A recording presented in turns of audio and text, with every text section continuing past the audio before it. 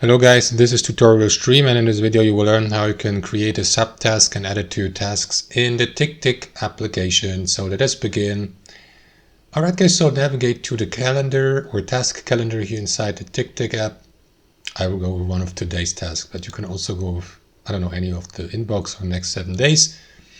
So for today, let us go with this overdue task here. What you want to do is either right click into it or click into these 3 dots. Either way, select add subtask, and yeah, let me give it a name here. Example subtask. Which one was it? 02. Press enter. And then guys, you will see the subtask here. So you may expand the task and you will see the subtask here.